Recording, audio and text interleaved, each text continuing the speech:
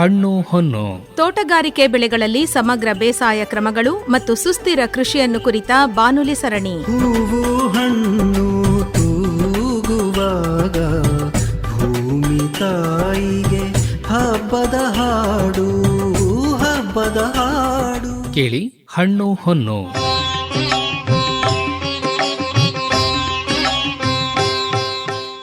ನಮ್ಮ ಆತ್ಮೀಯ ರೈತ ಬಾಂಧವರಿಗೆಲ್ಲ ನಮಸ್ಕಾರ.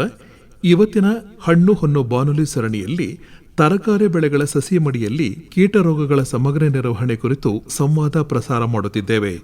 ಇದರಲ್ಲಿ ಭಾಗವಹಿಸಿದ್ದಾರೆ ಮೈಸೂರು ತಾಲೂಕು ಯಲಚನಹಳ್ಳಿಯ ತೋಟಗಾರಿಕಾ ಮಹಾವಿದ್ಯಾಲಯದ ಸಹಾಯಕ ಪ್ರಾಧ್ಯಾಪಕರಾದ ಡಾಕ್ಟರ್ ಕೆಸಿ ಕಿರಣ್ ಕುಮಾರ್ ಹಾಗೂ ಜಿಕೆ ರಾಮೇಗೌಡ. ಸಂವಾದವನ್ನು ನಡೆಸಿಕೊಡುತ್ತಾರೆ ಎನ್ ಕೇಶವಮೂರ್ತಿ. ಡಾಕ್ಟರ್ ರಾಮೇಗೌಡ್ರೆ ನಮಸ್ಕಾರ. ನಮಸ್ತೆ ಸರ್. ಡಾಕ್ಟರ್ ಕಿರಣ್ ಕುಮಾರ್ ಅವರೇ ತಮಗೂ ನಮಸ್ಕಾರ. ಸರ್ ನಮಸ್ತೆ. ತಾವಿಬ್ಬರು ಇವತ್ತು ತರಕಾರಿ ಬೆಳೆಗಳ ಸಸಿ ಮಡಿಯಲ್ಲಿ ರೋಗ ಮತ್ತು ಕೀಟಗಳ ನಿರ್ವಹಣೆ, ಇದರ ಮಹತ್ವ ಮತ್ತು ಇದರ ಅನಿವಾರ್ಯತೆ, ಈ ವಿಚಾರಗಳಿಗೆ ಸಂಬಂಧಪಟ್ಟಂತೆ ವಿವರವಾಗಿ ಮಾಹಿತಿಯನ್ನು ನೀಡಬೇಕು. ಡಾಕ್ಟರ್ ಕಿರಣ್ ಕುಮಾರ್ ಅವರೇ ತಾವೇ ವಿಚಾರ ಆರಂಭ ಮಾಡಿ. ಎಲ್ಲ ರೈತರು ಬಂದವರಿಗೆ ನಮಸ್ಕಾರ. ಯಾಕೆ ನಾವು ಸಸಿ ಮಡಿಗಳ ರೋಗಗಳ ಬಗ್ಗೆ ಹೆಚ್ಚಿನ ಮಹತ್ವವನ್ನು ಕೊಡಬೇಕು ಅನ್ನೋದಾಯಿತು ಅಂದರೆ, ಹಿರಿಯರು ಹೇಳಿರಂಗೆ ಒಂದು ಬೆಳೆಯುವ ಪೈರು ಮೊಳಕೆಯಲ್ಲಿ ಎಂದಂಗೆ ಒಂದು ಯಾವುದೇ ಒಂದು ಸಸಿಗಳನ್ನ ಅಥವಾ ಯಾವುದೋ ಒಂದು ಬೆಳೆ ನೋಡ್ಬೇಕಾದ್ರೆ ಅವುಗಳು ಮೊಳಕೆಯಲ್ಲಿ ಅಥವಾ ಅವುಗಳ ನರ್ಸರಿ ಅಥವಾ ಏನು ನಾವು ಸಸಿ ಮಡಿನಲ್ಲಿ ಹೇಗೆ ಅದನ್ನು ತಯಾರಿಸ್ಕೋತೀವೋ ಅದ್ರ ಮೇಲೆ ಡಿಪೆಂಡ್ ಆಗಿರುತ್ತೆ.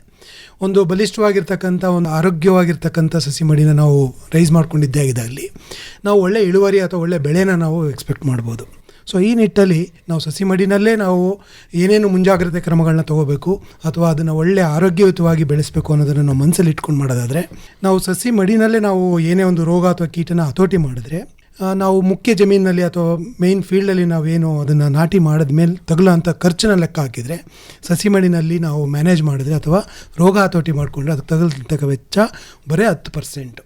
ಅದರಲ್ಲಿ 100 ರೂಪಾಯಿ ಖರ್ಚು ಮಾಡೋದ್ರ ಬದಲು 10 ರೂಪಾಯಿ ಖರ್ಚು ಮಾಡಿ ನಾವು ಲಾಭದಾಯಕವಾಗಿ ಮಾಡ್ಕೋಬೋದು. ಒಂದು ಅದರ ಮಹತ್ವ.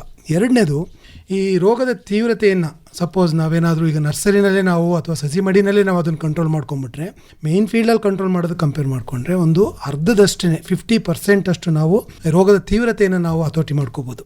ಮತ್ತು ಮೂರನೇ ಪಾಯಿಂಟ್ ಹೇಳೋದಾಯಿತು ಅಂದರೆ, ಪ್ರಾರಂಭದಲ್ಲೇ ನಾವು ಹತೋಟಿ ಮಾಡೋದ್ರಿಂದ ಆರೋಗ್ಯಕರ ಸಸಿಗಳನ್ನು ನಾವು ಒದಗಿಸ್ಬೋದು ಮತ್ತು ಅದರಿಂದ ನಾವು ಲಾಭದಾಯಕವನ್ನು ಕಂಡುಹಿಡ್ಕೋಬೋದು. ಇನ್ನೊಂದು, ಇತ್ತೀಚಿನ ದಿನಗಳಲ್ಲಿ ನಾವು ಜೈವಿಕ ನಿಯಂತ್ರಣ ಅಂತ ಏನು ಹೇಳ್ತೀವಿ, ಆ ಒಂದು ಜೈವಿಕ ನಿಯಂತ್ರಣ ಅಥವಾ ಜೀವಿಗಳನ್ನ ನಾವು ಉಪಯೋಗಿಸಿದಾಗ ಆ ಜೀವಿಗಳು ಈ ಗಿಡಗಳಲ್ಲಿ ಒಂದು ರೋಗ ನಿರೋಧಕ ಶಕ್ತಿಯನ್ನು ಹೆಚ್ಚಿಸಬೇಕು ಅಂದರೆ ಅದರದೇ ಆಗಿರ್ತಕ್ಕಂಥ ಕಾಲಾವಕಾಶಗಳಿರುತ್ತೆ. ಈ ಒಂದು ಕಾಲಾವಕಾಶನ ನಾವು ಮೇನ್ ಫೀಲ್ಡಲ್ಲಿ ನಾವು ಜೈವಿಕ ನಿಯಂತ್ರಣಗಳನ್ನು ಹಾಕಿದಾಗ ಅದು ಒದಗಿ ಬರಲ್ಲ. ಅಷ್ಟರಲ್ಲಿ ನಮಗೆ ಈಗ ನಾವು ಏನು ತರಕಾರಿ ಬೆಳೆಗಳು 3 ರಿಂದ 4 ತಿಂಗಳೊಳಗಡೆ ಆ ಒಂದು ಫಸಲು ಬಂದ್ಬಿಟ್ಟಿರುತ್ತೆ. ಅದರಲ್ಲಿ ಅದು ರೋಗ ನಿರೋಧಕ ಶಕ್ತಿನ ಹೆಚ್ಚು ಮಾಡಿ ಅದ್ರದ್ದು ಪ್ರತಿಫಲ ನಾವು ಎಕ್ಸ್ಪೆಕ್ಟ್ ಮಾಡೋ ಅಷ್ಟರಲ್ಲಿ ಬೆಳೆ ಬಂದ್ಬಿಟ್ಟಿರೋದ್ರಿಂದ ನಾವು ನರ್ಸರಿನಲ್ಲೇ ಈ ಒಂದು ಜೈವಿಕ ನಿಯಂತ್ರಣಗಳನ್ನ ಹಾಕೋದ್ರಿಂದ ಇಲ್ಲಿ ಗಿಡಗಳಿಗೆ ಸಸಿಗಳಿಗೆ ರೋಗ ನಿರೋಧಕ ಶಕ್ತಿ ಹೆಚ್ಚಿ ಅದು ನಮಗೆ ಮುಖ್ಯ ಜಮೀನಿನಲ್ಲಿ ನಾಟಿ ಮಾಡಿದಾಗಲೂ ಕೂಡ ಅದರಿಂದ ಲಾಭದಾಯಕ ಹೆಚ್ಚು. ಸೊ ಹೀಗೆ ಮುಖ್ಯ ಭೂಮಿನಲ್ಲಿ ನಾವು ಜೈವಿಕ ನಿಯಂತ್ರಣಗಳನ್ನು ಬಳಸೋದ್ರಿಂದ ನಾವು ಸಪೋಸ್ 1 ಎಕರೆಗೆ ನಾವು ಒಂದು 5 kg-ಯಿಂದ 10 kg ಟ್ರೈಕೋಡರ್ಮ ಆಗಿರ್ಬೋದು ಅಥವಾ ಸೂಡೋಮೋನಾಸ್ ಫ್ಲೋರೋಸೆನ್ಸ್ ಯಾವುದೇ ಇನ್ನಿತರ ಜೈವಿಕ ನಿಯಂತ್ರಣಗಳನ್ನು ಬಳಸಿದಾಗ ಏನಾಗುತ್ತೆ, ಅದಕ್ಕೆ ತಗಲ್ತಕ್ಕಂಥ ವೆಚ್ಚನೇ ಜಾಸ್ತಿ. ಅದೇ ನರ್ಸರಿ ಬೆಡ್ನಲ್ಲಿ ಅದು ಚಿಕ್ಕದಾಗಿರೋದ್ರಿಂದ ಅದರ ವಿಸ್ತೀರ್ಣ ಕಡಿಮೆ ಇರೋದ್ರಿಂದ ನಾವು ಕಡಿಮೆ ಕ್ವಾಂಟಿಟಿನಲ್ಲಿ ಅಥವಾ ಕಡಿಮೆ ವೆಚ್ಚದಲ್ಲಿ ನಾವು ಜೈವಿಕ ನಿಯಂತ್ರಣಗಳನ್ನು ಅದಕ್ಕೆ ನಾವು ಉಪಚಾರ ಮಾಡ್ಕೋಬೋದು.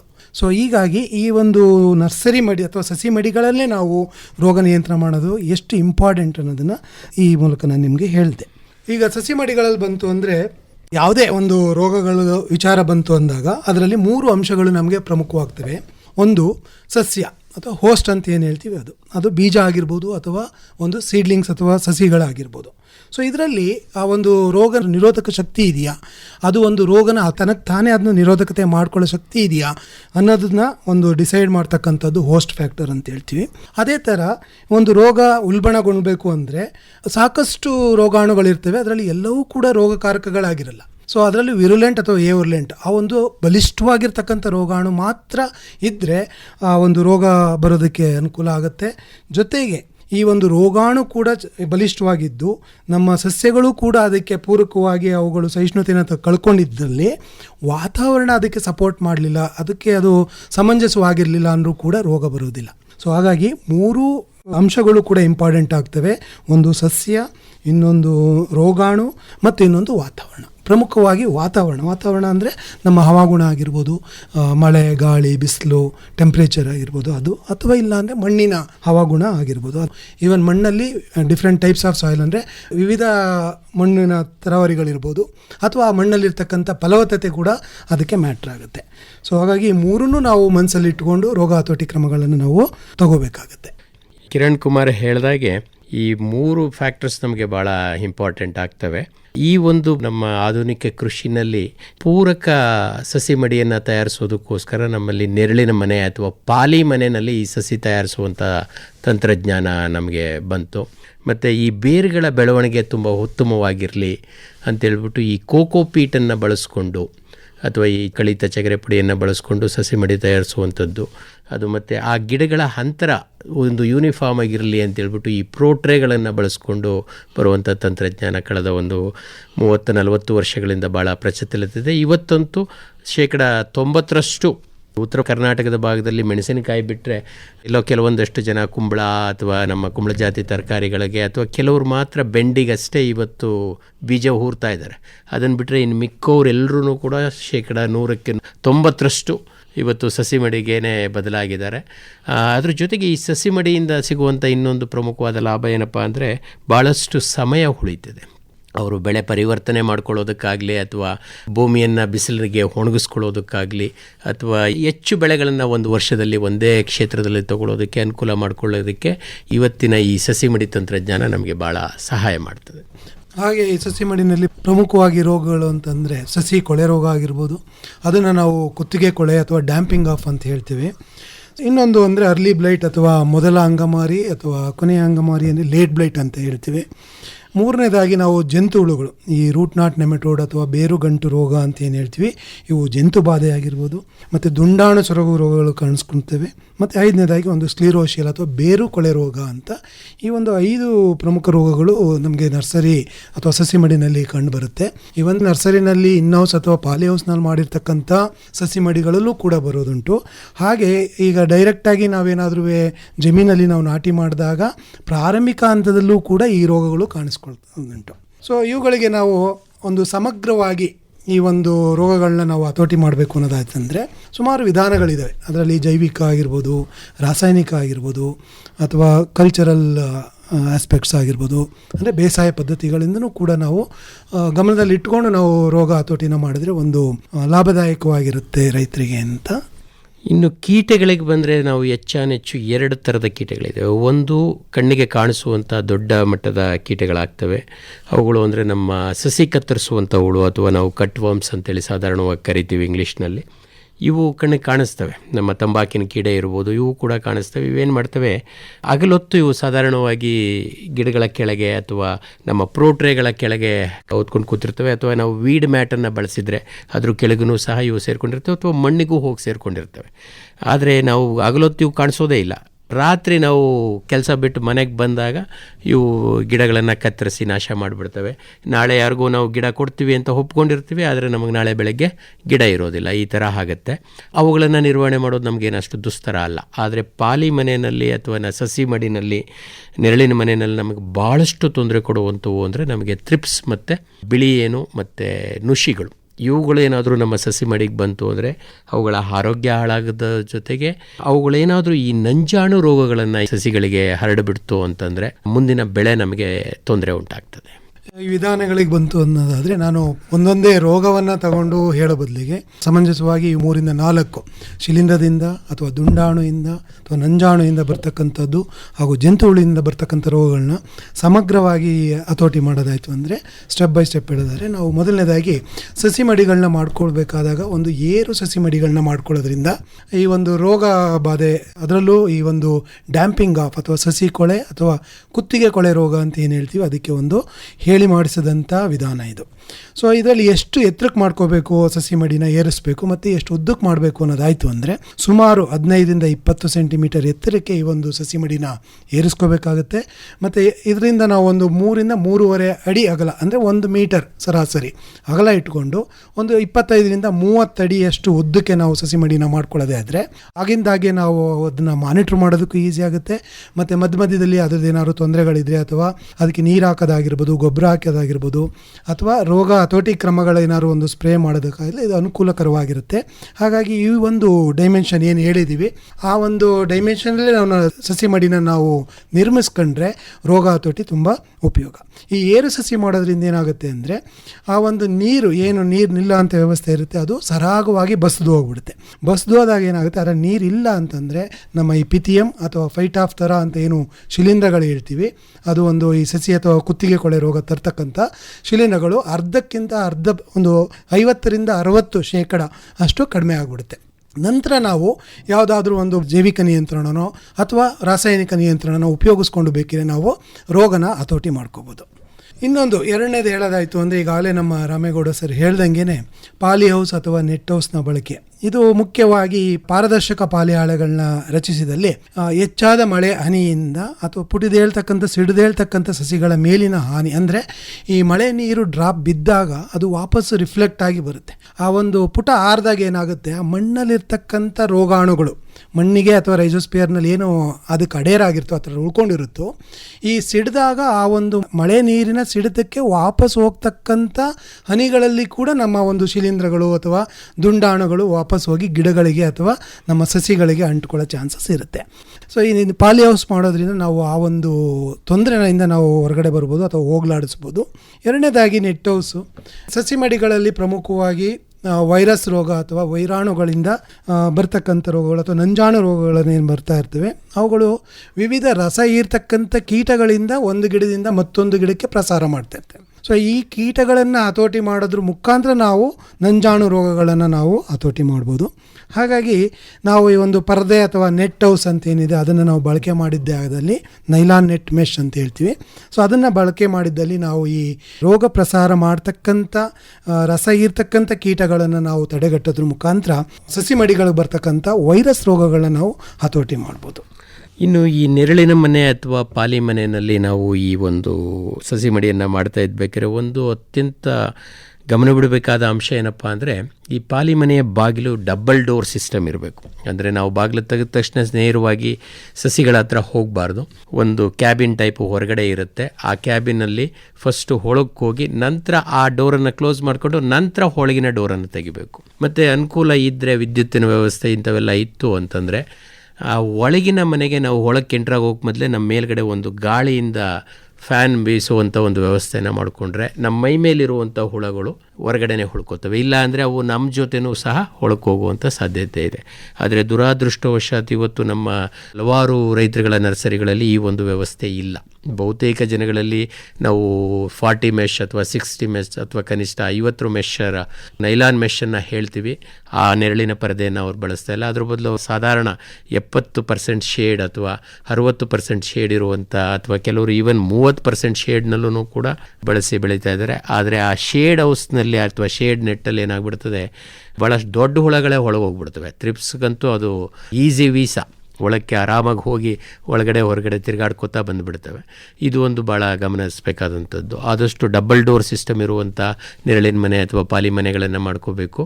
ಅದ್ರ ಜೊತೆಗೆ ಕನಿಷ್ಠ 40 ಮೆಶ್ ಇರೋದಾದರೂ ನಾವು ಬಳಸಬೇಕು. 60 ಮೆಶ್ ಭಾಳ ಉತ್ಕೃಷ್ಟ ಕ್ವಾಲಿಟಿ. ಅದು ಸಿಗಲಿಲ್ಲ, ಅದು ತುಟ್ಟಿ ಆಗುತ್ತೆ ಅಂದರೆ ಅಟ್ಲೀಸ್ಟ್ 40 ಮೆಶ್ ಆದರೂ ನಾವು ಬಳಸ್ಕೊಳ್ಳೋದ್ರಿಂದ ಈ ಒಂದು ಕೀಟಗಳನ್ನು ಒಳಕ್ಕೆ ಹೋಗೋದು ಅಥವಾ ಒಳಗಿದ್ದವನ್ನ ಹೊರಗೆ ಈಚೆ ತಪ್ಪಿಸ್ಕೊಳ್ಳೋದನ್ನು ನಾವು ಅವಾಯ್ಡ್ ಮಾಡ್ಬೋದು. ಮತ್ತೊಂದು ವಿಧಾನ ಹೇಳೋದಾಯಿತು ಅಂದರೆ ಪ್ರೋಟ್ರೇ ಬಳಕೆ ಆಲೆ ರಾಮೇಗೌಡ ಸರ್ ಹೇಳಿದ್ರು. ಸೊ ಇದನ್ನು ಬಳಸೋದ್ರಿಂದ ಏನಾಗುತ್ತೆ ಅಂದರೆ ಮಣ್ಣಿನಿಂದ ಹರಡ್ತಕ್ಕಂಥ ರೋಗಾಣುಗಳು ಅಥವಾ ಅದ್ರದ್ದೇನು ಸೋಂಕುಗಳಿರ್ತವೆ ಅದು ತಡೆಗಟ್ಬೋದು. ಹೇಗಪ್ಪ ಅಂತಂದರೆ ನಾವು ಡೈರೆಕ್ಟಾಗಿ ಒಂದು ಭೂಮಿನ ಹದ ಮಾಡಿಕೊಂಡು ನಾವು ನಾಟಿ ಅಥವಾ ಸೋಯಿಂಗ್ ಮಾಡಿದ್ರೆ ಅಥವಾ ನಾವೇನು ಬೀಜ ಬಿತ್ತನೆ ಮಾಡಿದ್ರೆ ಅದರಲ್ಲಿ ಮಣ್ಣಿಂದ ನಾವು ಬಳಸಿರ್ತಕ್ಕಂಥ ಮಣ್ಣಲ್ಲಿ ಏನಾದರೂ ರೋಗಾಣುಗಳಿತ್ತು ಅಂದರೆ ಆ ಮಣ್ಣಿಂದ ನಮಗೆ ಮತ್ತೆ ನಾವು ಬೆಳೀತಕ್ಕಂಥ ಹೊಸ ಸಸಿಗಳು ಅಥವಾ ಸಸಿ ಮಡಿ ಏನು ರೈಸ್ ಮಾಡ್ತೀವಿ ಮಾಡ್ತೀವಿ, ಅವುಗಳಲ್ಲೂ ಕೂಡ ರೋಗ ಹರಡೋಂಥ ಚಾನ್ಸಸ್ಸು ಜಾಸ್ತಿ. ಹಾಗಾಗಿ ಪ್ರೋಟ್ರೇ ಮಾಡಿದಾಗ ಏನಾಗುತ್ತೆ, ತೆಂಗಿನ ನಾರು ಪುಡಿ ಇರ್ಬೋದು ಅಥವಾ ಇನ್ಯಾವುದೇ ಒಂದು ಮೆಟೀರಿಯಲ್ನ ಯೂಸ್ ಮಾಡ್ಕೊಂಡು ನಾವು ಮಾಡಿದಾಗ ಅದನ್ನು ನಾವು ಕಂಪ್ಲೀಟಾಗಿ ಸ್ಟರ್ಲೈಸ್ ಮಾಡ್ಕೋಬೋದು. ಅಂದರೆ ಬಿಫೋರ್ ಯೂಸ್ ಮಾಡೋಕ್ಕೂ ಮೊದಲೇ ನಾವು ಸ್ಟರ್ಲೈಸ್ ಮಾಡ್ಕೊಳ್ಳೋ ಒಂದು ಪದ್ಧತಿ ಅದರಲ್ಲಿ ಈಸಿಯಾಗಿ ಅಳವಡಿಕೆ ಮಾಡ್ಕೊಳ್ಳೋದ್ರಿಂದ ನಾವೇನು ಹೇಳ್ತೀವಿ ಅಂದರೆ ತೆಂಗಿನ ನಾರಿನ ಪುಡಿ ಅಥವಾ ಕಾಯಿರ ಪಿತ್ತಿ ಏನಿದೆ ಅದನ್ನು ಬಳಸಿ ಪ್ರೋಟ್ರೇ ಬಳಕೆ ಮಾಡೋದ್ರಿಂದ ಈ ಒಂದು ಮಣ್ಣಿನಿಂದ ಹರಡ್ತಕ್ಕಂಥ ರೋಗಗಳನ್ನು ನಾವು ಸಸಿ ಮಡಿನಲ್ಲಿ ಹತೋಟಿ ಮಾಡ್ಬೋದು. ಜೊತೆಗೆ ಅದಕ್ಕೆ ಬಳಸ್ತಕ್ಕಂಥ ಮಣ್ಣು, ಮರಳು ಅಥವಾ ಕೊಟ್ಟಿಗೆ ಗೊಬ್ಬರ ಇವುಗಳನ್ನು ಸರಿಯಾದ ಪ್ರಮಾಣದಲ್ಲಿ, ಅಂದರೆ ಈ ಮಣ್ಣಿಂದ ಬರ್ತಕ್ಕಂಥ ಶಿಲೀಂಧ್ರ ಆಗಿರ್ಬೋದು ಅಥವಾ ಜಂತುಹುಳುಗಳಾಗಿರ್ಬೋದು, ಎಲ್ಲಿ ನಮಗೆ ಕಪ್ಪು ಮಣ್ಣಾಗಿ ಅವುಗಳು ಏರೇಷನ್ ಸರಿಯಾಗದೆ ಗಾಳಿ ಆಡದೆ ಇರತಕ್ಕಂಥ ಒಂದು ಕ್ಲೇ ಕಂಟೆಂಟ್ ಜಾಸ್ತಿ ಇರತಕ್ಕಂಥ ಅಂಟು ಮಣ್ಣು ಇರ್ತೋ ಅಲ್ಲಿ ರೋಗಗಳು ಕೂಡ ಜಾಸ್ತಿ. ಎಸ್ಪೆಷಲಿ ನಮ್ಮ ಪಿಥಿಯಂ ಅಥವಾ ಫೈಟಾಪ್ತರದಿಂದ ಕುತ್ತಿಗೆ ಕೊಳ ರೋಗ ಏನು ಹೇಳ್ತೀವಿ ಅದು. ಅದಕ್ಕೆ ಆದಷ್ಟು ನೀರು ಬಸಿದು ಹೋಗುವಂಥ ಪರಿಸ್ಥಿತಿ ಇರಬೇಕು. ಕೆಂಪು ಮಣ್ಣು ಮತ್ತು ಮರಳು ಮಿಶ್ರಿತ ಮಣ್ಣು ಜೊತೆಗೆ ಕೊಟ್ಟಿಗೆ ಗೊಬ್ಬರ ಇವುಗಳನ್ನು ಸರಿಯಾದ ಪ್ರಮಾಣದಲ್ಲಿ ಬಳಸಿ ಪ್ರೋಟ್ರೇನಲ್ಲಿ ಕಾರಿಪಿತ್ತನ್ನು ಕೂಡ ಬಳಸ್ಕೊಂಡು ನಾವು ಮಾಡಿದ್ದೆ ಅಲ್ಲಿ ನಾವು ರೋಗನ ಹತೋಟಿ ಮಾಡ್ಕೋಬೋದು ಮತ್ತು ಅದು ಪ್ರಸಾರ ಆಗದೇ ಇರೋ ರೀತಿಯೂ ಕೂಡ ನಾವು ನೋಡ್ಕೋಬೋದು. ಜೊತೆಗೆ ವೆಂಟಿಲೇಷನ್ ಅಂತ ಏನು ಹೇಳ್ತೀವಿ ಅಂದರೆ ಗಿಡಗಳಿಂದ ಗಿಡಕ್ಕೆ ನಾವು ಸರಿಯಾದ ಒಂದು ಅಂತರ ಕೊಟ್ಟು ನಾವು ಬಿತ್ತನೆ ಮಾಡಬೇಕಾಗುತ್ತೆ. ಏನಪ್ಪ ಅಂದರೆ ನರ್ಸರಿ ಬೆಡ್ ರೈಸ್ ಮಾಡಿದಾಗ ರೈತರು ಏನು ಮಾಡ್ತೀವಿ, ಬೀಜಗಳನ್ನೆಲ್ಲ ತೊಗೊಂಡೋಗಿ ಸುಮ್ಮನೆ ಎರಚೋದು ಅಥವಾ ಒಂದು ಹ್ಯಾಪಜಾರ್ಡಾಗಿ ಏನು ಯಾವುದೇ ಥರದ್ದು ಒಂದು ಲೈನ್ ಟು ಲೈನ್ ಮಾಡ್ದೇನೆ, ಸ್ಪೇಸಿಂಗ್ ಮೇಂಟೈನ್ ಮಾಡ್ದೇನೆ ಅಥವಾ ಅಂತರ ನಾವು ಮೇಂಟೈನ್ ಮಾಡ್ದೇನೆ, ನಾವು ಸಾಲು ಬಿತ್ತನೆ ಮಾಡ್ದೇನೆ ಸ್ಪ್ರೆಡ್ ಮಾಡಿ ನಾವು ಹಾಕಿದಾಗ ಏನಾಗುತ್ತೆ, ಅವುಗಳಲ್ಲಿ ಸರಿಯಾದ ಗಾಳಿ ಬೆಳಕು ಗಿಡದಿಂದ ಗಿಡಕ್ಕೆ ಅಥವಾ ಸಾಲಿಂದ ಸಾಲಕ್ಕೆ ಇರದೇ ಇರೋದ್ರಿಂದ ಅದರಲ್ಲಿ ಆರ್ದ್ರತೆ ಜಾಸ್ತಿಯಾಗಿ ಅದರಿಂದ ರೋಗಗಳು ಉಲ್ಬಣಗೊಳ್ಳುವಂಥ ಚಾನ್ಸಸ್ಸು ತುಂಬ ಜಾಸ್ತಿ. ಹಾಗಾಗಿ ಈಗ ಒಂದು ಪ್ರಾಪರ್ ಸ್ಪೇಸಿಂಗ್ ಅಂದರೆ ಸಾಲಿಂದ ಸಾಲಿಗೆ ಅಥವಾ ಗಿಡದಿಂದ ಗಿಡಕ್ಕೆ, ಅದು ಈಗ ಟೊಮ್ಯಾಟೊ, ಮೆಣಸಿನ್ಕಾಯಿ, ಆನಿಯನ್ ಅಥವಾ ಉಳ್ಳಾಗಡ್ಡಿ ಅಥವಾ ಈರುಳ್ಳಿ ಅಂತ ಏನು ಹೇಳ್ತೀವಿ, ಅವಳಿಗೆ ಕನಿಷ್ಠ ಒಂದು 10 ಸೆಂಟಿಮೀಟ್ರಾರು ಸಾಲಿಂದ ಸಾಲಿಗಿರಬೇಕು. ಹಾಗಿದ್ದಲ್ಲಿ ಅದರಲ್ಲಿ ಚೆನ್ನಾಗಿ ಗಾಳಿ ಬೆಳಕು ಹಾಡೋದ್ರಿಂದ ನಮ್ಮ ಈ ಒಂದು ಕುತ್ತಿಗೆ ಕೊಳೆ ರೋಗ ಅಥವಾ ಮಣ್ಣಿನಿಂದ ಬರ್ತಕ್ಕಂಥ ರೋಗಗಳು, ಎಸ್ಪೆಷಲಿ ಸಿಲಿಂಡರ್ ರೋಗಗಳು ಹತೋಟಿ ಬರ್ತವೆ.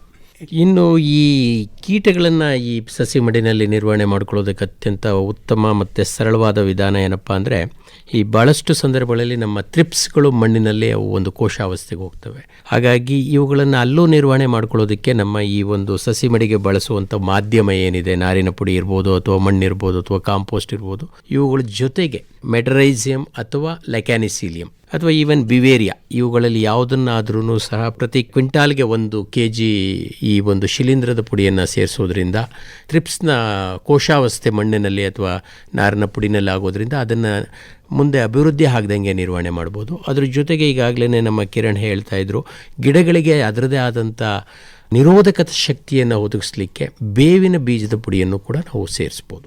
ಈ ಜೈವಿಕ ಶಿಲೀಂಧ್ರ ಈಗಾಗಲೇ ಅವರು ಟ್ರೈಕೋಡರ್ಮಾ, ಸುಡೋಮಾನಸ್ ಇಂಥವುಗಳನ್ನು ಸೇರಿಸಿದ್ರು. ಅದ್ರ ಜೊತೆಗೆ ನಮ್ಮ ಮೆಟರೈಸಿಯಂ ಅಥವಾ ಲೆಕ್ಯಾನಿಸಿಲಿಯಂ ಇವುಗಳನ್ನು ಸೇರಿಸಿದ್ರೆ ಏನಾಗುತ್ತೆ, ಅದರಲ್ಲಿರುವಂಥ ಈ ಬೇವಿನ ಬೀಜದ ಪುಡಿ ಮತ್ತು ನಮ್ಮ ಗೊಬ್ಬರ ಇವುಗಳಿಂದ ಸೇರಿಕೊಂಡು ಪೋಷಕಾಂಶಗಳೆಲ್ಲ ಸೇರಿಕೊಂಡಾಗ ಅಲ್ಲೊಂದು ಉತ್ಕೃಷ್ಟವಾದ ವಾತಾವರಣ ಸೃಷ್ಟಿಯಾಗುತ್ತೆ. ಅದರಿಂದ ಆ ಗಿಡದ ಒಂದು ಕೀಟಗಳನ್ನು ತಡ್ಕೊಳ್ಳುವಂಥದ್ದು, ಆಳಿಯನ್ನು ತಡ್ಕೊಳ್ಳುವಂಥ ಧಾರಣೆ ಅಥವಾ ತಡ್ಕೊಳ್ಳುವಂಥ ಶಕ್ತಿ ಸಾಮರ್ಥ್ಯ ಹೆಚ್ಚಾಗುತ್ತೆ. ಈಗ ಉದಾಹರಣೆಗೆ ಹೇಳಬೇಕು ಅಂದರೆ, ಭಾಳ ಹಿಂದೆ ನಾವು ಈ ಕರೋನಾ ಬಂದಾಗ ನಾವೆಲ್ಲರೂ ಒಳಗಡೆನೇ ಇದ್ವಿ, ಎಲ್ಲೂ ಜಾಸ್ತಿ ಒಬ್ಬರಿಂದ ಒಬ್ಬರು ಈ ಹರಡೋದನ್ನು ಕಡಿಮೆ ಮಾಡ್ಕೋತಿದ್ವಿ. ಅಂಥ ಒಂದು ಪರಿಸ್ಥಿತಿಯನ್ನು ನಾವು ಈ ಇದರಲ್ಲಿ ನಮ್ಮ ಥ್ರಿಪ್ಸ್ಗಳ ಸಂಖ್ಯೆ ಹೆಚ್ಚು ಉಲ್ಬಣ ಆಗದಂಗೆ ತಡ್ಕೊಳ್ಳೋದಕ್ಕೆ ಸಾಧ್ಯತೆ ಆಗ್ತದೆ. ಜೊತೆಗೆ ಇನ್ನೂ ಪ್ರಮುಖವಾಗಿರ್ತಕ್ಕಂಥ ವಿಧಾನಗಳಲ್ಲಿ ಈ ನಮ್ಮ ರೈತರು ನಮ್ಮನ್ನು ಸೇರಿಸ್ಕೊಂಡು ನಾವು ಮಾಡುವಾಗ ಏನಾಗುತ್ತೆ, ಒಂದೇ ಪಾಲಿ ಹೌಸ್ನಲ್ಲಿ ನಾವು ಪದೇ ಪದೇ ಒಂದು ಸೀಸನ್ ಬಿಟ್ಟರೆ ಇನ್ನೊಂದು ಸೀಸನಲ್ಲಿ ಅದೇ ನರ್ಸರಿ ಬೆಡ್ಡನ್ನು ಉಪಯೋಗಿಸ್ಕೊಂಡು ಮತ್ತೆ ಇನ್ನೊಂದು ಅದೇ ಬೆಳೆನ ನಾವು ಬೆಳೀತಾ ಇದ್ದರೆ ಅಥವಾ ಅದೇ ಸಸಿ ಮಡಿನ, ಈಗ ಟೊಮ್ಯಾಟೊ ಬೆಳೆದ ನರ್ಸರಿ ಬೆಡ್ನಲ್ಲಿ ಮುಂದಿನ ಸೀಸನಲ್ಲಿ ಮತ್ತೆ ನಾವು ಟೊಮ್ಯಾಟೊನ ಹಾಕಿದರೆ ಅದರಲ್ಲಿ ಟೊಮ್ಯಾಟೊಗೆ ಬರ್ತಕ್ಕಂಥ ರೋಗಗಳಲ್ಲಿ ತುಂಬ ಜಾಸ್ತಿ ಆಗ್ತವೆ. ಎಸ್ಪೆಷಲಿ ಟೊಮ್ಯಾಟೊ, ಮೆಣಸು, ಬದನೆ ಈ ಥರದ ಒಂದು ಸೊಲನೇಷಿಯಸ್ ಗುಂಪಿಗೆ ಸೇರ್ತಕ್ಕಂಥ ಬೆಳೆಗಳನ್ನು ಆದಷ್ಟು ಒಂದು ಸರಿ ನಾವು ನರ್ಸರಿ ಬೆಡ್ನಲ್ಲಿ ಬೆಳೆದ್ರೆ ಆ ಬೆಡ್ನ ಚೇಂಜ್ ಮಾಡಬೇಕು ಅಥವಾ ಅದನ್ನು ಒಂದು ಸೀಸನ್ಗಾದ್ರೂ ನಾವು ಖಾಲಿ ಬಿಟ್ಟು ಅದರಲ್ಲಿ ನಾವು ಬೆಳೆ ಪರಿವರ್ತನೆ ಬೇರೆ ಯಾವುದಾದ್ರೂ ಒಂದು ಬೇರಿನಲ್ಲಿ ಬಿಡ್ತಕ್ಕಂಥ, ಈಗ ಮೂಲಂಗಿ ಆಗಿರ್ಬೋದು ಅಥವಾ ಇನ್ಯಾವುದಾದ್ರೂ ಜಾತಿಯ ಬೆಳೆಗಳನ್ನು ಅಲ್ಲಿ ಬೆಳ್ಕೊಂಡು ಆ ಬೆಡ್ನಲ್ಲಿ ನಾವು ಅದನ್ನು ಖಾಲಿ ಬಿಡಬೇಕಾಗುತ್ತೆ. ಖಾಲಿ ಬಿಟ್ಟಾಗ ಏನಾಗುತ್ತೆ, ಆ ಮಣ್ಣಿನಲ್ಲಿ ಬರ್ತಕ್ಕಂಥ ರೋಗಾಣುಗಳು ಕಂಟಿನ್ಯೂಯಸ್ ಅವುಗಳಿಗೆ ಆಹಾರ ಸಿಗದೇನೆ ಕೂಡ ಅದು ಅದರಲ್ಲಿ ಬ್ರೇಕಪ್ ಆಗುತ್ತೆ. ಹಾಗಾಗಿ ರೋಗದ ಉಲ್ಬಣತೆಯನ್ನು ಕೂಡ ನಾವು ಕಡಿಮೆ ಮಾಡ್ಬೋದು. ಜೊತೆಗೆ ಆ ಸುತ್ತಮುತ್ತ ಇರ್ತಕ್ಕಂಥ ಅಥವಾ ಬಂಡುಗಳಲ್ಲಿ ಅಥವಾ ಬದುಗಳಲ್ಲಿ ಏನಾಗಿರ್ತವೆ ಕಳೆ ಗಿಡಗಳು ಬೆಳ್ಕೊಂಡಿರ್ತವೆ. ಆ ಕಳೆ ಗಿಡಗಳಲ್ಲಿ ಕೀಟಗಳಾಗಿರ್ಬೋದು ಅಥವಾ ರೋಗಾಣುಗಳಾಗಿರ್ಬೋದು, ಆ ಕಳೆ ಗಿಡಗಳು ಆಶ್ರಯ ಸಸ್ಯಗಳಾಗಿ ಪರಿವರ್ತನೆಗೊಂಡಿರ್ತವೆ. ಅಂದರೆ ನಾವು ಮುಖ್ಯ ಬೆಳೆ ಈಗ ಟೊಮ್ಯಾಟೊ, ಮೆಣಸು ಈ ಥರದ್ದು ಹಾಕ್ಕೊಂಡಿರ್ತೀವಿ. ಸೊ ಅದ್ರ ಬದಲಿಗೆ ನಾವು ಕಳೆ ಗಿಡಗಳನ್ನ ಅಲ್ಲೇ ಬಿಟ್ಕೊಂಡಿತ್ತು ಅಥವಾ ಏನೋ ಆ ಒಂದು ಸಸಿನ ತಕ್ಕೊಂಡು ನೆಕ್ಸ್ಟ್ ಸೀಸನ್ವರೆಗೂ ನಾವು ಕಳೆ ಹಾಗೆ ಬಿಟ್ಟಿತ್ತು. ಅದನ್ನು ನೆಕ್ಸ್ಟ್ ಸೀಸನ್ ಬೆಳೆಯುವಾಗ ಕಳೆ ಗಿಡನ ನಾವು ನಿರ್ಮೂಲನೆ ಮಾಡ್ದೇ ಮತ್ತೆ ನಾವು ಅದೇ ಬೆಡ್ ಉಪಯೋಗಿಸಿದಲ್ಲಿ ಅದರಲ್ಲಿ ಅದು ಆಶ್ರಯ ಸಸ್ಯ ಆಗಿ ಅದರಲ್ಲಿ ಸೋಂಕುಗಳನ್ನು ತಡೆದಿಟ್ಕೊಂಡಿರುತ್ತೆ. ಅದು ಮುಂದಿನ ಬೆಳೆ ಹಾಕಿದಾಗ ಅದರಲ್ಲೂ ಬರೋ ಚಾನ್ಸಸ್ ಇರುತ್ತೆ. ನಾನು ಹೇಳೋದಿಷ್ಟೇ, ಅದರಲ್ಲಿ ಬೇರೆ ಬೇರೆ ಬೆಳೆಗಳನ್ನು ಬೆಳೆಯೋದ್ರ ಜೊತೆಗೆ ನಾವು ಆ ಕಳೆ ಗಿಡ ಸುತ್ತ ಬಂಡಲ್ಲಿ ಅಥವಾ ಬದುನಲ್ಲಿ ಏನಿರ್ತವೋ ಅದನ್ನು ನಾವು ಕಿತ್ತು ಅದನ್ನು ಸುಡಬೇಕಾಗುತ್ತೆ ಅಥವಾ ಅದನ್ನು ನಿರ್ಮೂಲನೆ ಮಾಡಬೇಕಾಗತ್ತೆ. ಅದರಿಂದ ನಾವು ಒಂದು ಸೀಸನಿಂದ ಇನ್ನೊಂದು ಸೀಸನ್ಗೆ ರೋಗ ಹರಡೋದನ್ನು ಕೂಡ ನಾವು ತಪ್ಪಿಸ್ಬೋದು. ಮತ್ತು ಒಂದು ನರ್ಸರಿ ಪಾಲಿ ಹೌಸ್ ಒಳಗಡೆ ನಾವು ಒಂದು 5 ಬೆಡ್ಡನ್ನ ಈ ಸೀಸನ್ಗೆ ಉಪಯೋಗಿಸ್ಕೊಂಡ್ರೆ ನೆಕ್ಸ್ಟ್ ಸೀಸನ್ಗೆ ನಾವು ಇನ್ನೊಂದು 5 ಬೆಡ್ಡನ್ನ ಪಕ್ಕದಲ್ಲಿರೋದನ್ನು ಉಪಯೋಗಿಸ್ಕೋಬೇಕು. ಈ 5 ಫಸ್ಟಿಗೆ ಏನು ಉಪಯೋಗಿಸಿರ್ತೀವಿ ಅದನ್ನು ನಾವು ಆದಷ್ಟು ಏನೂ ಬೆಳಿದೇನೆ ಖಾಲಿ ಬಿಟ್ಟರೆ ತುಂಬ ಒಳ್ಳೆಯದು. ಅನಿವಾರ್ಯತೆ ಇತ್ತು ಅಂತಂದರೆ ಈ ಒಂದು ಕಳೆಗಳನ್ನು ನಿರ್ವಹಣೆ ಮಾಡ್ಕೊಳ್ಳೋದಕ್ಕೆ ನಾವು ವೀಡ್ ಮ್ಯಾಟ್ಗಳನ್ನು ಬಳಸ್ಕೊಂಡು ಕಳೆಗಳು ಬೆಳೆದಾಗೆ ಅವುಗಳನ್ನು ಸಪ್ರೆಸ್ ಮಾಡ್ಕೊಳ್ಳೋದು ಒಂದು. ಒಳಗಡೆ ಅಷ್ಟೇ ಅಲ್ಲದೇನೂ ಕೂಡ ಈ ವೀಡ್ ಮ್ಯಾಟನ್ನು ಈ ನಮ್ಮ ಸಸಿ ಮಡಿಯಿಂದ ಹೊರಗಡೆ ನಮ್ಮ ಶೇಡ್ ನೆಟ್ ಅಥವಾ ಪಾಲಿ ಮನೆಯಿಂದ ಹೊರಗಡೆನೂ ಸಹ ಕನಿಷ್ಠ 2-3 ಮೀಟ್ರ್ ಅಗಲುವರೆಗೂ ಯಾವುದೇ ಕಳೆ ಗಿಡಗಳು ಬೆಳೆದಂಗೆ ನಾವು ನಿರ್ವಹಣೆ ಮಾಡೋದ್ರಿಂದ ಈ ಕಳೆ ಗಿಡಗಳ ಮೇಲೆ ಈ ನಮ್ಮ ಕೀಟಗಳು ಆಶ್ರಯ ತಗೊಂಡು ತದನಂತರ ಅವಕಾಶ ಸಿಕ್ಕಾಗ ಒಳಗಡೆ ಇರುವಂಥ ಸಸಿ ಮಡಿಗಳಿಗೆ ಅವು ಹೋಗೋದನ್ನು ತಡೆಗಟ್ಟೋದಕ್ಕೂ ಒಂದು ಸರಳವಾದಂಥ ವಿಧಾನ ಇದೆ. ಮತ್ತಷ್ಟು ರೈತರು ನಾವು ನೋಡಿರೋ ಹಾಗೇನೆ ಏನು ಮಾಡ್ತಾರೆ, ಈಗ ಟಾಪ್ ಲೇಯರ್ ಸಾಯಿಲ್ ಅಥವಾ ನರ್ಸರಿ ಅಥವಾ ಪಾಲಿ ಹೌಸ್ನಲ್ಲಿ ಏನು ಮಾಡ್ತಾ ಇದ್ದಾರೆ, 10-15 ಸೆಂಟಿಮೀಟರ್ ಅಂದರೆ ಒಂದು ಅರ್ಧ ಅಡಿಯಷ್ಟು ಮಣ್ಣನ್ನೇ ಅವರು ಒಂದು ಸೀಸನಿಂದ ಇನ್ನೊಂದು ಸೀಸನ್ಗೆ ಚೇಂಜ್ ಮಾಡ್ತಾರೆ. ಅಂದರೆ ಸ್ಕ್ರೇಪ್ ಮಾಡಿ ಅದನ್ನು ಕೆರೆದು ಮತ್ತು ಅದನ್ನು ಆ ಪಾಲಿ ಹೌಸಿಂದ ಹೊರಗಡೆಗೆ ಹಾಕಿ ಮತ್ತೆ ಇನ್ನೊಂದು ಸ್ಟೆರ್ಲೈಸ್ ಮಾಡಿರ್ತಕ್ಕಂಥ ನಿರ್ಜೀವೀಕರಣಗೊಳಿಸಿರ್ತಕ್ಕಂಥ ಮಣ್ಣನ್ನು ಉಪಯೋಗಿಸೋದ್ರಿಂದ ಅವರು ಹೆಚ್ಚಿನ ಲಾಭವನ್ನು ಪಡಿತಿದ್ದಾರೆ. ಅದು ಆ ಒಂದು ವೆಚ್ಚ ನಮ್ಮ ರೋಗ ಅಥವಾ ಕೀಟ ಬಂದಾಗ ಏನು ಪೆಸ್ಟಿಸೈಡು ಅಥವಾ ರಾಸಾಯನಿಕಗಳು ಅಥವಾ ಅದಕ್ಕೆ ಬೇಕಾಗಿರ್ತಕ್ಕಂಥ ಕ್ರಮಗಳನ್ನ ಬೆಳೆಸ್ತಕ್ಕಂಥ ವೆಚ್ಚಕ್ಕಿಂತ ಕಡಿಮೆ ಇರುತ್ತೆ. ಹಾಗಾಗಿ ಅವರು ಟಾಪ್ ಲೇಯರ್ ಸಾಯಿಲ್ ಅಥವಾ ಮೇಲ್ಪದ್ರ ಮಣ್ಣು ಏನಿರುತ್ತೆ ಅದನ್ನು 15 ಸೆಂಟಿಮೀಟರ್ಗೆ ತೆಗೆದು ಮತ್ತೆ ಇನ್ನೊಂದು ಸೀಸನ್ಗೆ ಹೊಸ ಮಣ್ಣಿನ ಲೇಯರಿಂದನೇ ಮಾಡೋದ್ರಿಂದ ಕೂಡ ತುಂಬ ಲಾಭನ ಕಂಡಿಡ್ಕೊಂಡಿದ್ದಾರೆ. ಮತ್ತು ಇನ್ನೊಂದು ಈ ಸ್ಟೆರ್ಲೈಜೇಷನ್ ಅಂತ ಹೇಳಿದೆ, ಅದರಲ್ಲಿ ಸೌರೀಕರಣ ಅಂತ ಕನ್ನಡದಲ್ಲಿ ಹೇಳ್ತೀವಿ, ಸೋಲರೈಜೇಷನ್. ಬೇಸಿಗೆ ಬಿಸಿಲಿಗೆ ನಾವು ಉಪಯೋಗಿಸ್ತಕ್ಕಂಥ ಮಣ್ಣು, ಮರಳು ಅಥವಾ ಕೊಟ್ಟಿಗೆ ಗೊಬ್ಬರನ್ನು ಆದಷ್ಟು ಅದನ್ನು ಹೊರಚಾಚಬೇಕು. ಆ ಒಂದು ಬಿಸಿಲಿನಲ್ಲಿ ಇರ್ತಕ್ಕಂಥ ಈ ರೋಗಾಣುವಿನ ಸೋಂಕುಗಳೆಲ್ಲ ಸಾಯ್ತಾ ಇರ್ತವೆ. ಮತ್ತು ಸಪೋಸ್ ಮಳೆ ಬರ್ತಾ ಇದೆ, ನಮಗೆ ಬಿಸಿಲು ಒಣಗ್ಸೋಕ್ಕಾಗಲ್ಲ, ಅಷ್ಟು ಜಾಗನೂ ಇಲ್ಲ ಅಂದಾಗ ನಿರ್ಜೀವೀಕರಣ ಅಥವಾ ಸ್ಟೆರ್ಲೈಜೇಷನ್ ಮೆಥಡ್ಸ್ ಅಂದರೆ ನಾವು ಒಂದು ಬ್ಲೀಚಿಂಗ್ ಪೌಡರು ಅಥವಾ ಫಾರ್ಮಲಿನ್ಗಳನ್ನು ನಾವು ಬಳಕೆ ಮಾಡಬೇಕಾಗತ್ತೆ. ಆದಷ್ಟು ಎಲ್ಲಿ ಬಿಸಿಲಿದೆ ಅದನ್ನು ಉಪಯೋಗಿಸ್ಕೊಂಡು ಮಾಡ್ಕೊಳ್ಳೋದು ಒಳ್ಳೆಯದು. ಕೆಮಿಕಲ್ಸ್ಗೆ ಹೋಗೋದಕ್ಕೂ ಮೊದಲೇ ಎಲ್ಲೂ ಆಪ್ಷನ್ ಇಲ್ಲ, ಮಳೆ ಕಂಟಿನ್ಯೂಸ್ ಬರ್ತಾ ಇದೆ ಒಂದು ತಿಂಗಳುಗಟ್ಟಲೆ ಎಂದಾಗ ನಾವು ಈ ಒಂದು ಬ್ಲೀಚಿಂಗ್ ಪೌಡರ್ ಅಥವಾ ಫಾರ್ಮಲಿನ್ ಮೊರೆ ಹೋಗೋದ್ರಲ್ಲಿ ತಪ್ಪಿಲ್ಲ. ಬಿಸಿಲಿದ್ದಾಗ ಈ ಪ್ಲಾಸ್ಟಿಕ್ ಹಾಳೆಯನ್ನು ನಾವು ಮುಚ್ಚೋದ್ರಿಂದ ಏನಾಗ್ತದೆ, ಒಳಗಡೆ ಬಿಸಿ ಉಂಟಾಗ್ತದೆ. ಈ ಬಿಸಿ ಉಂಟಾದದ್ದು ಈ ಒಳಗಡೆ ಇರುವಂಥ ಕೀಟಗಳು ಅಥವಾ ಅದರಗಳ ಹಂತಗಳನ್ನು ಭಾಳ ಚೆನ್ನಾಗಿ ನಿರ್ವಹಣೆ ಮಾಡುತ್ತೆ. ಇದ್ರ ಜೊತೆಗೇ ಹಲವಾರು ರೋಗಗಳು ಕೂಡ ಹೋಗ್ತವೆ. ಕೆಲವೊಂದಷ್ಟು ನಮಗೆ ಬೇಕಾದಂಥ ಉಪಕಾರಿ ಜೀವಿಗಳು, ಮೈಕ್ರೋ ಜೀವಿಗಳು ಹೋಗ್ಬೋದು. ಆದರೆ ಕೆಟ್ಟ ಹುಳುಗಳನ್ನು ಕೊಲ್ಲಬೇಕಾದ್ರೆ ನಾವು ಒಂದಷ್ಟು ಒಳ್ಳೆಯ ಜೀವಿಗಳನ್ನು ಕಳ್ಕೊಳ್ಳೋದ್ರಲ್ಲಿ ಏನು ತೊಂದರೆ ಇಲ್ಲ. ಅದನ್ನು ನಾವು ನಂತರ ನಮ್ಮ ಜೈವಿಕ ಪೀಡನಾಶಗಳನ್ನು ಮತ್ತು ಜೈವಿಕ ಸಪ್ಲಿಮೆಂಟ್ಗಳನ್ನು ನಾವು ನಮ್ಮ ಗೊಬ್ಬರದ ಜೊತೆ ಕೊಡೋದ್ರಿಂದ ಅವು ಮತ್ತೆ ಅಲ್ಲಿ ಪುನರುತ್ಪತ್ತಿ ಆಗ್ತವೆ. ಏಕೆಂದರೆ ಅಲ್ಲಿ ಯಾವುದೇ ಕೀಟಗಳು ಇರೋದಿಲ್ಲ ಮತ್ತು ಬೇಡದ ರೋಗ ರುಜಿನಗಳು ಸಹ ಒಳಗಿರದೇ ಇದ್ದಾಗ ಅದೊಂದು ಸ್ಟರೈಲ್ ಮೀಡಿಯಾ ಇರುತ್ತೆ. ಅದನ್ನು ಈ ಬೆಳಕು, ಸೌರ ಅಥವಾ ಬಿಸಿಲಿನ ಶಾಖವನ್ನು ಉಪಯೋಗಿಸ್ಕೊಂಡು ಪ್ಲಾಸ್ಟಿಕ್ ಹಾಳೆಯನ್ನು ಬಳಸ್ಕೊಂಡು ನಾವು ಇದನ್ನು ಭಾಳ ಚೆನ್ನಾಗಿ ಬಳಸ್ಕೋಬೋದು. ಇದೊಂದು ಭಾಳ ಸರಳವಾದ ವಿಧಾನ. ಇನ್ನು ಈ ಕೀಟಗಳನ್ನು ವಿಶೇಷವಾಗಿ ಈ ಒಂದು ಯಾವುದೇ ರಾಸಾಯನಿಕ ರಹಿತವಾಗಿ ನಿರ್ವಹಣೆ ಮಾಡ್ಕೊಳ್ಳೋದಕ್ಕಿರುವಂಥ ಅವಕಾಶಗಳು ಅಂದರೆ ಸಸಿ ಮಡಿನಲ್ಲಿ ಕನಿಷ್ಠ 4 ಮೂಲೆಗಳಲ್ಲಿ ನಾವು ಈ ಅಂಟು ಬಲೆಗಳು, ಹಳದಿ ಮತ್ತು ನೀಲಿ ಬಣ್ಣದ ಅಂಟು ಬಲೆಗಳನ್ನು ಹಾಕೊಳ್ಳೋದು. ಹಳದಿ ಬಲೆಯ ಅಂಟು ಬಲೆಗಳನ್ನು ಹಾಕ್ಕೊಂಡ್ರೆ ನಮಗೆ ಹೆಚ್ಚಾನೆಚ್ಚು ಬರುವಂಥ ರಂಗೋಲಿ ಹುಳುಗಳು ವಿಶೇಷವಾಗಿ ಹಳದಿ ಬಲೆಗೆ ಅಟ್ರಾಕ್ಟ್ ಆಗ್ತವೆ. ಹಾಗಾಗಿ ಅವುಗಳನ್ನು ನಾವು ಸಸಿ ಮಡಿಯ ಹತ್ರ ಹೋಗ್ದಂಗೆ ನಿರ್ವಹಣೆ ಮಾಡ್ಕೊಳ್ಳೋದಕ್ಕೆ ಅವಕಾಶ ಇದೆ. ಅದೇ ರೀತಿ ಬಿಳಿ ನೊಣಗಳು ಭಾಳಷ್ಟು ಸಲ ಹಲವಾರು ಜಾತಿಯ ನಂಜಾಣುಗಳನ್ನು ಹರಡುವಂಥದ್ದು. ಮತ್ತು ಭಾಳಷ್ಟು ಸಲ ನಮಗೆ ಗೊತ್ತಾಗೋದಿಲ್ಲ ಆ ನಂಜಾಣು ನಮ್ಮ ಸಸಿ ಮಡಿನಲ್ಲಿದೆ ಅಂತೇಳಿ. ಮುಖ್ಯ ಫೀಲ್ಡ್ಗೆ ಹೋದಾಗ ನಾಟಿ ಮಾಡಿದ ನಂತರವಷ್ಟೇ ಅದರ ಲಕ್ಷಣ ನಮಗೆ ಗೋಚರಿಸ್ತದೆ. ಹಾಗಾಗಿ ಬಿಳಿ ನೊಣಗಳನ್ನು ವಿಶೇಷವಾಗಿ ನಾವು ನಿರ್ವಹಣೆ ಮಾಡಬೇಕಾಗತ್ತೆ. ಈ ಹಳದಿ ಅಂಟು ಬಲೆಗಳನ್ನು ಹಾಕೋದ್ರಿಂದ ಈ ಬಿಳಿ ನೊಣಗಳನ್ನು ಭಾಳ ಪರಿಪಕ್ವವಾಗಿ ನಿರ್ವಹಣೆ ಮಾಡಲಿಕ್ಕೆ ನಮಗೆ ಸಾಧ್ಯ ಇದೆ. ಅದಲ್ಲದೆ ಥ್ರಿಪ್ಸ್ಗಳ ಹಾವಳಿ ಇದೆ, ಎಸ್ಪೆಷಲಿ ಹಿಂಗಾರು ಕಾಲದಲ್ಲಿ, ಹಿಂಗಾರು ಮತ್ತು ಬೇಸಿಗೆ ಹಂಗಾಮಗಳಲ್ಲಿ ನಾವು ಇದನ್ನು ಅನಿವಾರ್ಯವಾಗಿ ಮಾಡಲೇಬೇಕು.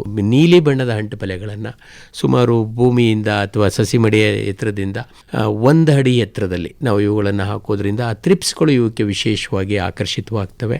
ಇವುಗಳನ್ನು ಭಾಳ ಪರಿಣಾಮಕಾರಿ. ಆದಷ್ಟು ನಮ್ಮ ಈ ಶೇಡ್ ನೆಟ್ ಅಥವಾ ಪಾಲಿ ಮನೆ ಹಂಚಿನಲ್ಲಿ ಇದನ್ನು ಹಾಕೊಳ್ಳೋದ್ರಿಂದ ಅವು ಅಲ್ಲಿಗೆ ವಿಶೇಷವಾಗಿ ಆಕರ್ಷಿತವಾಗಿ ಫಸ್ಟು ಗಿಡಕ್ಕಿಂತ ಮೊದಲೇ ಇವುಗಳಿಗೆ ಅಂಟು ಬಲೆ ಸಿಕ್ತು ಅಂದರೆ ಅವು ಅಲ್ಲಿಗೆ ಆಕರ್ಷಿತವಾಗ್ತವೆ.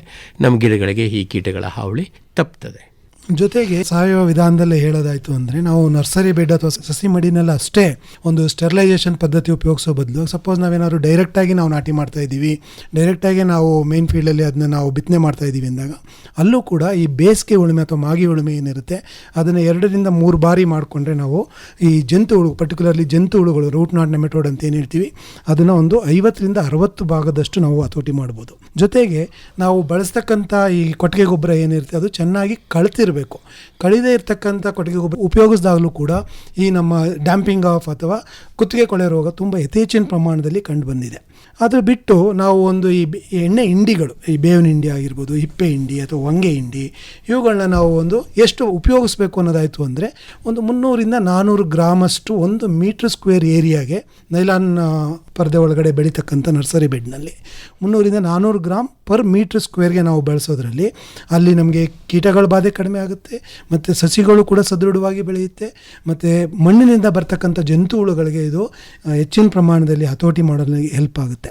ಮತ್ತು ಈ ಒಂದು ಹಿಂಡಿಗಳನ್ನ ಕೊಟ್ಟ ಮೇಲೆ ನಾವು ಸಫಿಷಿಯೆಂಟಾಗಿ ಅದಕ್ಕೆ ಬೇಕಾಗಿರ್ತಕ್ಕಂಥ ನೀರನ್ನು ಒದಗಿಸಲಿಲ್ಲ ಅಂದ್ರೂ ತೊಂದರೆ ಆಗೋದಂತೆ.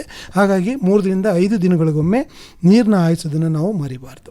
ಮೊದಲೆಲ್ಲ ನಾವು ಸಾಯಿಲ್ ಅಥವಾ ಮಣ್ಣಿನ ಪರೀಕ್ಷೆನ ನಾವು ಪೋಷಕಾಂಶಗಳಿಗಷ್ಟೇ ಮಾಡ್ತಾ ಇದ್ವಿ. ಈಗ ನೈಲಾನ್ ನೆಟ್ ಒಳಗಡೆ ನಾವು ಬಳಸ್ತಕ್ಕಂಥ ನರ್ಸರಿನಲ್ಲಿ soil analysis for the micro organisms ಅಂತಂದರೆ ನಾವು ರೋಗಾಣುಗಳೇನಾದ್ರು ಇದೆಯಾ ನಾವು ಬಳಸ್ತಕ್ಕಂಥ ಮಣ್ಣಲ್ಲಿ ಅಥವಾ ಮೆಟೀರಿಯಲಲ್ಲಿ ಅನ್ನೋದನ್ನು ನಾವು ಪರೀಕ್ಷೆ ಮಾಡಿಸ್ಕೋಬೇಕಾಗುತ್ತೆ. ಸೊ ಅದಕ್ಕೆ ಆಗಿರ್ತಕ್ಕಂಥ ಸ್ಯಾಂಪಲ್ ಮಾಡಿಕೊಂಡು ನಾವು ಎಲ್ಲಿ ಒಂದು ಪ್ರಾಮಾಣೀಕೃತ ಕೇಂದ್ರಗಳಿರ್ತವೋ ಅಲ್ಲಿ ನಾವು ಅದನ್ನ ಪರೀಕ್ಷೆಗೆ ಒಳಪಡಿಸಿ ಆ ಮಣ್ಣಲ್ಲಿ ಏನಾದ್ರು ಜಂತು ಹುಳುಗಳಿದೆಯಾ ಅಥವಾ ದುಂಡಾಣು ಇದೆಯಾ ಅಥವಾ ಶಿಲೀಂಧ್ರಗಳಿದೆಯಾ ಅದನ್ನು ಪರೀಕ್ಷೆ ಮಾಡಿಸ್ಕೊಂಡು ಅದಕ್ಕೆ ಬೇಕಾಗಿರ್ತಕ್ಕಂಥ ರೋಗಾಣುಗಳ ಅನುಗುಣವಾಗಿ ಸೂಕ್ತ ಕ್ರಮಗಳನ್ನು ಸೂಕ್ತ ಪ್ರಮಾಣದಲ್ಲಿ ಬಳಸೋದು ಬಹುಮುಖ್ಯ ಪಾತ್ರ ವಹಿಸುತ್ತೆ. ಇನ್ನು ಈ ಸಸಿ ಮಡಿನಲ್ಲಿ ಬರುವಂಥ ರೋಗಗಳ ಕೀಟಗಳನ್ನು ನಿರ್ವಹಣೆ ಮಾಡೋದಕ್ಕೆ ಇನ್ನೊಂದು ಸರಳವಾದಂಥ ವಿಚಾರ ಏನಪ್ಪ ಅಂದರೆ, ನಾವು ಯಾವಾಗ ಈ ನೆರಳಿನ ಮಲೆ ಅಥವಾ ಪಾಲಿ ಮನೆಯನ್ನು ಬಳಸ್ಕೊಂಡಿರ್ತೀವೋ ಆಗ ನಮ್ಮ ಸಸಿಗಳಿಗೆ ನೇರವಾಗಿ ಸಿಂಪರಣೆ ಮಾಡುವುದಕ್ಕಿಂತ ಹೆಚ್ಚಾಗಿ ಈ ಒಂದು ನೆರಳಿನ ಪರದೆ ಅಥವಾ ಪಾಲಿ ಪರದೆ ಏನಿರ್ತದೆ ಅದಕ್ಕೆ ಸಿಂಪರಣೆ ಮಾಡೋದ್ರಿಂದ ಏನಾಗ್ತದೆ, ಈ ಕೀಟಗಳು ಅದ್ರ ಮೇಲೆ ಬಂದು ಆಶ್ರಯ ತಗೊಳ್ಬೇಕಾದ್ರೆ ಕೆಲವೊಂದು ಸಲ ಅಲ್ಲಿ ನಿದ್ರೆ ಮಾಡೋದಕ್ಕೋ ಸುಮ್ಮನೆ ಕೂತ್ಕೊಳ್ಳೋದಕ್ಕೋ ಅಥವಾ ಯಾವ ಕಡೆ ಹೋಗಲಿ ಅಂತ ಯೋಚನೆ ಮಾಡ್ತಾ ವಿಚಾರ ಮಾಡ್ತಾ ಕೂತ್ಕೊಂಡಿದ್ದಂಥ ಸಂದರ್ಭದಲ್ಲಿ ಭಾಳ ಸರಳವಾಗಿ ಅವನ್ನು ಅಟ್ಯಾಕ್ ಮಾಡ್ಬೋದು. ಮತ್ತು ಭಾಳಷ್ಟು ಸಂದರ್ಭದಲ್ಲಿ ಅವು ಹೊರ ಜಗತ್ತಿನಿಂದ ನಮ್ಮ ಪಾಲಿ ಮನೆ ಒಳಗೆ ಬರೋದಕ್ಕೆ ಅದನ್ನೇ ಉಳಿಸ್ತದೆ. ಈಗಿರುವಂಥ ಪರಿಸ್ಥಿತಿಯಲ್ಲಿ ಆ್ಯಕ್ಚುಲಿ ನಾವು ಮೊದಲೇ ಹೇಳಿದಾಗೆ 60 ಮೆಶ್ ಅಥವಾ ಕನಿಷ್ಠ 40 ಮೆಶ್ನ ಪಾಲಿ ಮೆಶ್ ಬಳಸಿದ್ರೆ ಇವು ಒಳಗೆ ಬರೋ ಸಾಧ್ಯತೆ ಕಡಿಮೆ. ಆದರೆ ಇವತ್ತು ನಮ್ಮಲ್ಲಿ ಭಾಳಷ್ಟು ಜನ ಎಲ್ಲರೂ ಶೇಡ್ ನೆಟ್ಟನ್ನೇ ಬಳಸ್ತಾ ಇರೋದರಿಂದ ಅವರು ಆದಷ್ಟು ಆ ಶೇಡ್ ನೆಟ್ಗೆ ಈ ಸಿಂಪರಣೆಯನ್ನು ಕೈಗೊಳ್ಳೋದ್ರಿಂದ ರಾಸಾಯನಿಕ, ಅದರಲ್ಲೂ ಅತ್ಯಂತ ಪ್ರಮುಖವಾಗಿ ಈ ಕಾಂಟ್ಯಾಕ್ಟ್ ಆ್ಯಕ್ಷನ್ ಇರುವಂಥ ನಮ್ಮ ಪೈರಥ್ರಾಯ್ಡ್ಗಳ ಗುಂಪಿಗೆ ಸೇರಿದಂಥ ಲ್ಯಾಂಬ್ಡಾಸೈನೋತ್ರಿನ್ ಇರ್ಬೋದು ಅಥವಾ ಆರ್ಗ್ಯಾನೋ ಕ್ಲೋರಿನ್ ಗ್ರೂಪಿಗೆ ಸೇರಿದಂಥ ಕಾರ್ಬೋಸಲ್ಫಾನ್ ಇರ್ಬೋದು, ಇಂಥ ಕೀಟನಾಶಕಗಳನ್ನು ಸಿಂಪರಣೆ ಮಾಡೋದ್ರಿಂದ ಭಾಳ ಪರಿಣಾಮಕಾರಿಯಾಗಿ ಇವುಗಳು ನಮ್ಮ ಪಾಲಿ ಮನೆ ಒಳಗೆ ಅಥವಾ ನೆರಳಿನ ಮನೆ ಒಳಗೆ ಹೋಗೋದನ್ನು ತಡೆಗಟ್ಟಬಹುದು.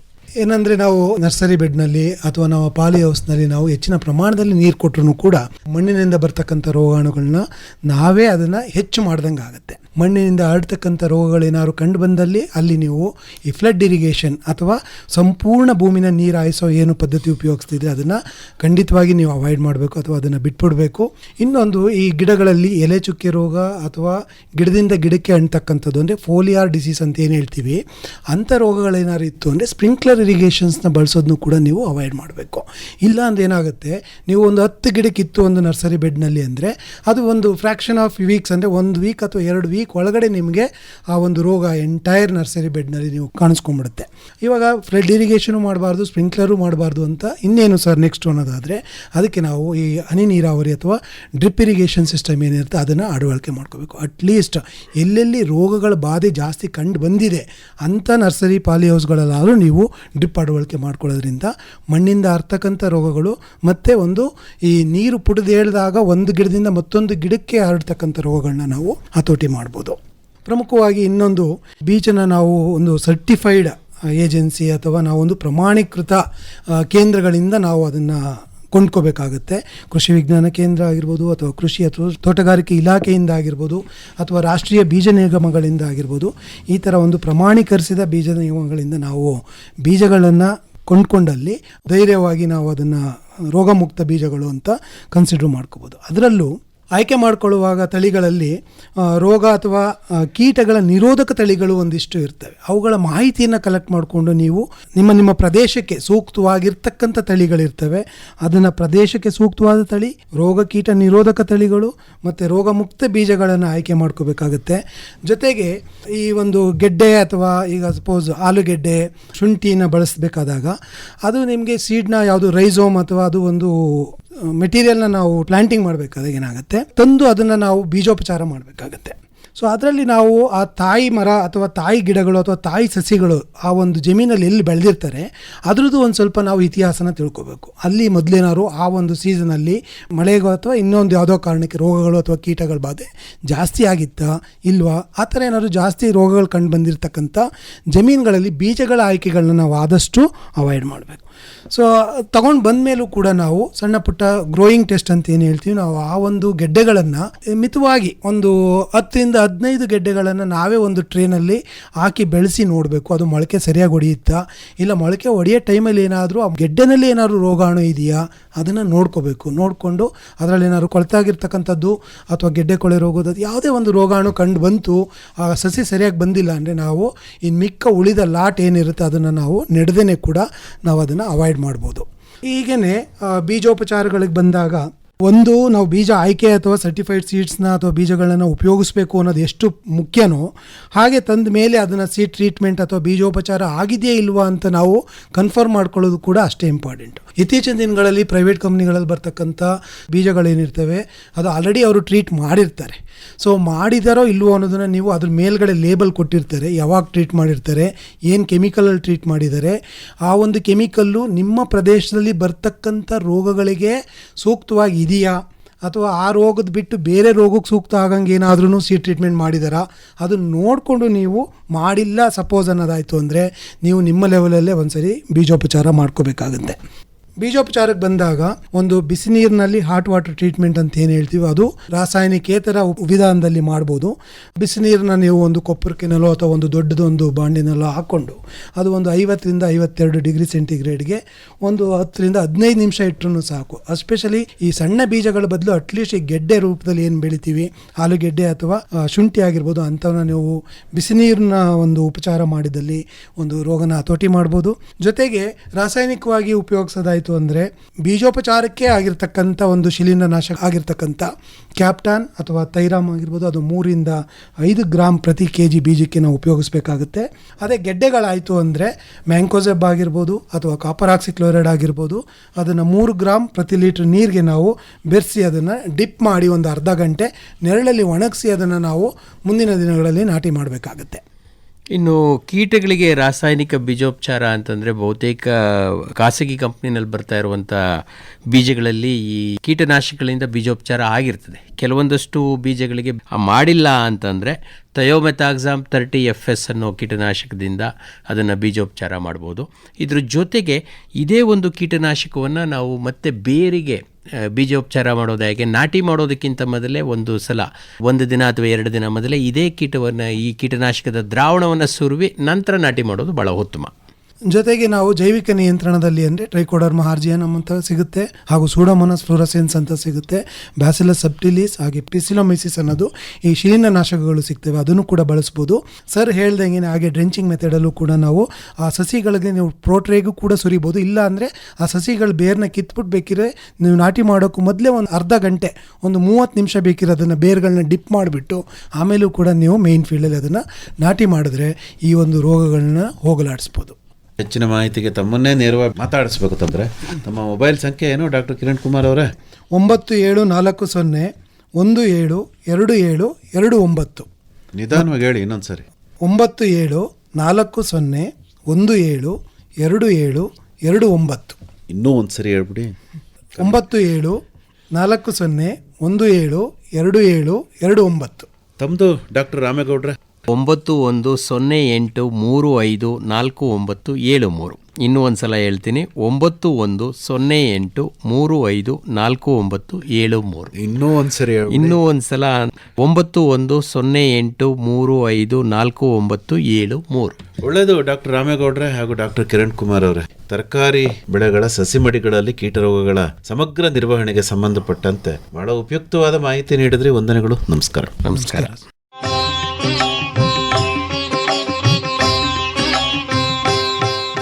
ತರಕಾರಿ ಬೆಳೆಗಳ ಸಸಿ ಮಡಿಯಲ್ಲಿ ಕೀಟರೋಗಗಳ ಸಮಗ್ರ ನಿರ್ವಹಣೆ ಕುರಿತು ಸಂವಾದವನ್ನು ಕೇಳಿದ್ರಲ್ಲ.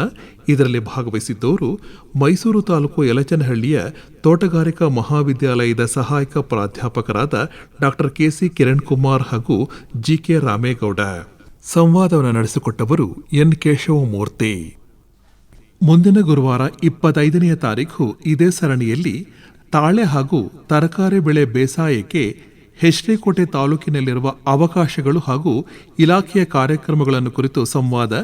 ಭಾಗವಹಿಸುತ್ತಾರೆ ಹೆಚ್ಡಿಕೋಟೆ ತಾಲೂಕಿನ ತೋಟಗಾರಿಕಾ ಇಲಾಖೆಯ ಹಿರಿಯ ಸಹಾಯಕ ನಿರ್ದೇಶಕರಾದ ಎಸ್ ನೇತ್ರಾವತಿ ಹಾಗೂ ಮೈಸೂರು ತಾಲೂಕು ಯಲಚನಹಳ್ಳಿಯ ತೋಟಗಾರಿಕಾ ಮಹಾವಿದ್ಯಾಲಯದ ಸಹ ಪ್ರಾಧ್ಯಾಪಕರಾದ ಜೆಎಸ್ ಅರವಿಂದ್ ಕುಮಾರ್ ಅವರು. ಹಣ್ಣು ಹೊನ್ನು ತೋಟಗಾರಿಕೆ ಬೆಳೆಗಳಲ್ಲಿ ಸಮಗ್ರ ಬೇಸಾಯ ಕ್ರಮಗಳು ಮತ್ತು ಸುಸ್ಥಿರ ಕೃಷಿಯ ಬಾನುಲಿ ಸರಣಿ ಕೇಳಿದಿರಿ. ಹೂವು ಹಣ್ಣು ತೂಗುವಾಗ ಭೂಮಿ ತಾಯಿಗೆ ಹಬ್ಬದ ಹಾಡು, ಹಬ್ಬದ ಹಾಡು. ಸಹಯೋಗ ತೋಟಗಾರಿಕೆ ಮಹಾವಿದ್ಯಾಲಯ ಮೈಸೂರು ಮತ್ತು ತೋಟಗಾರಿಕೆ ಇಲಾಖೆ ಮೈಸೂರು. ತೋರಣದ ತಳಿರಲ್ಲಿ ಹೊಸಿಲ ಹಣತೆಗಳಲ್ಲಿ ಬಾಣ ಬಿರುಸುಗಳಲ್ಲಿ ನಲಿವು ಮೂಡಿ. ನೆರವು ಜಿಎನ್ ಮಂಜುನಾಥ್. ನಿರ್ಮಾಣ ಎನ್ ಕೇಶವಮೂರ್ತಿ. ಹಣ್ಣು ಹೊನ್ನು